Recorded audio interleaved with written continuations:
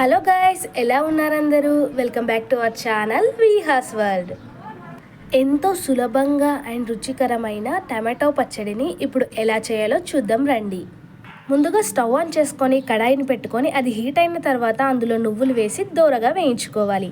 నువ్వులు వేయించుకున్న తర్వాత పచ్చిమిర్చిని కూడా వేయించుకోవాలి. పచ్చిమిర్చిని వేయించుకునేటప్పుడు కొద్దిగా ఆయిల్ వేసి వేయించుకోవాలి. పచ్చిమిర్చిని వేయించుకున్న తర్వాత కట్ చేసి పెట్టుకున్న టమాటోస్ని కూడా ఉడికించుకోవాలి. అలాగే అందులో కొద్దిగా ఉప్పు వేయడం ద్వారా తొందరగా మనకి టమాటో అనేది కుక్ అవుతుంది.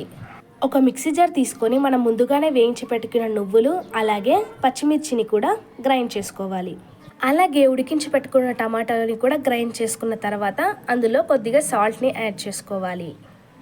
ఇప్పుడు పోపు కోసం ఒక కడాయిని తీసుకొని అందులో ఆయిల్ వేసుకొని ఆయిల్ హీట్ అయిన తర్వాత జీలకర్ర అలాగే కస్తూరి మేతిని కూడా వేసుకోవాలి.